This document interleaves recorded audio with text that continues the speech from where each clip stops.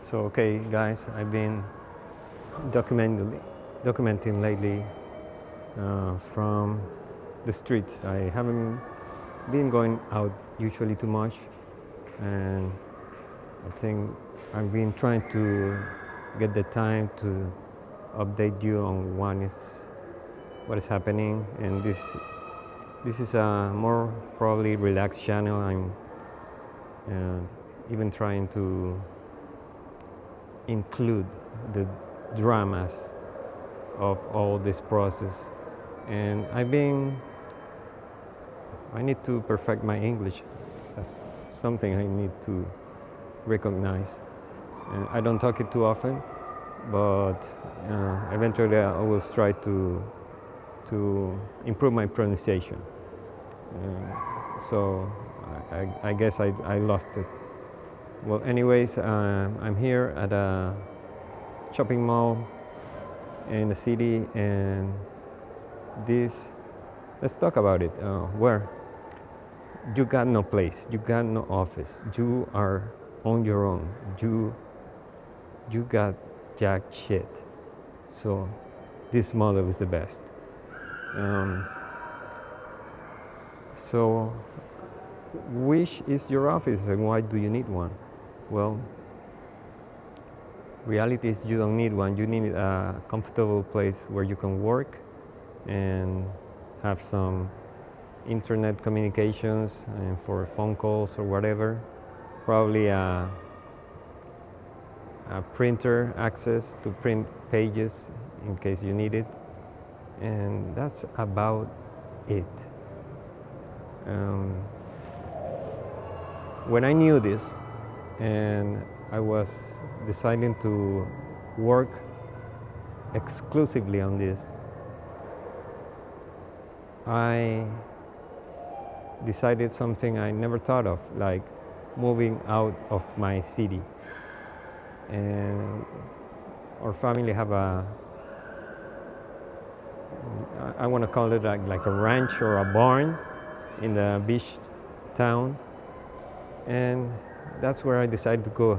That house has been like probably abandoned for maybe 20, 30 years, I don't know. But I went there and I've been going there, but I never decided to settle there for any reason. So although I've been going there for weekends or quick trips to the beach, and the house is falling apart, and it had rats coming from the rooftop because there was like a stick that was holding the roof from the inside, and that's the way they were coming down, and all that shit I was dealing with. By the time I was going every once in a while, and when I decided to settle there, all that was already fixed. No rats, no bats even coming from the rooftop and crazy shit.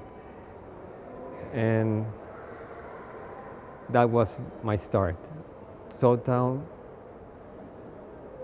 lack of communications with anyone except with myself. I set up the internet contract and brought some computers from the city, laptops, and too much stuff probably, but I decided I was gonna be there to start this thing and start calling for real directors. So that was my office. And now let's look forward a couple of years now since that start over there. That really started on a New Year's some years ago, and I've been studying the QLA model like 5 years previously. So I've been working on and off on projects part-time during the year. So the job wasn't that challenging. So at night I was fully listening the very dramatic or viral content from Mr. Peña, and that was what kept me going on getting more information about this. So I was being informed constantly. And I decided to be like that because Mr. Peña told his QLA bots were also only listening to his tapes, to his content. But I never wanted to switch to the more in-depth content, which was really the boring, hardcore breakout rooms videos. That shit was boring. So I started listening to that, also some tapes. I started organizing the playlist by I started curating some playlists on YouTube that were more adapted to what I wanted to hear, and that was basically probably the main content was the welcome videos and the graduation videos, because the speeches on both of them I was starting to consider the most appropriate at the grade or level of knowledge that I had at the time.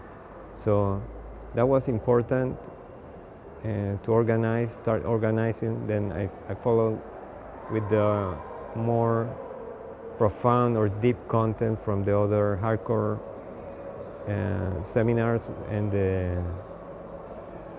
the breakout rooms, which are right now the only playlist I usually hear, and I think it's the best because you get tidbits of information of stuff that's happening right now in the field, in the battlefield for me, and I'm tagging or getting clips. I hope they don't get erased, and get those information sorted later or review it later easier. So that's an important step that has been helping me whenever I have no idea what's happening. So I get some ideas of how the deals can come up.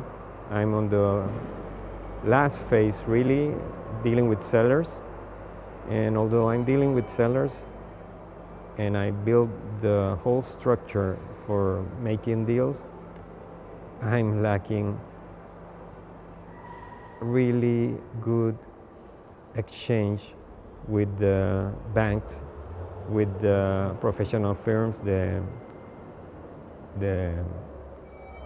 legal firm, and the audit firm, and even with my own directors. So I know this is a problem. So I know I need to do what I did at the start, like balancing and onboarding constantly new directors, or having interviews for new directors which come and go during this process, and maybe try to contact the auditing firms and the legal firms again, just to have a feeling of if they will work, although we don't have any deals coming for them, but that will help have a relationship in case there's an emergency that my firm or the legal firm don't respond appropriately when we are having new deals or coming up with deals that require them and they don't perform. So that will help me lessen the stress level or anxiety of not having real good contact with the supposedly professional team that I should count on. So that's the only risk going on forward. Okay, this shut down the microphone, so I'm gonna start to record the audio directly with the phone, and the video should stop it now. So I don't know if it's recording or not. And this is the video. An office, and you by yourself somewhere. You can use any space where you can work on with your electronic communication. So don't don't worry about it. I met a director that I really treat him bad when I offboard him because he wasn't answering to my demands. And today I met him in person just in a bank, and I presented myself in person and even tried to apologize if I was rough or whatever. And he was like, okay, I never seen you before. I was with the uniform, and he's requesting me to email him again, and probably I onboard this guy again. But I think now he's useless, but although I now met him in person, he probably trusts me, and his name is a good name to have. And I will be then seeing if he trusts more on the project. So that's about it. I'll leave it at 11 minutes and share you more information from the field. Ciao.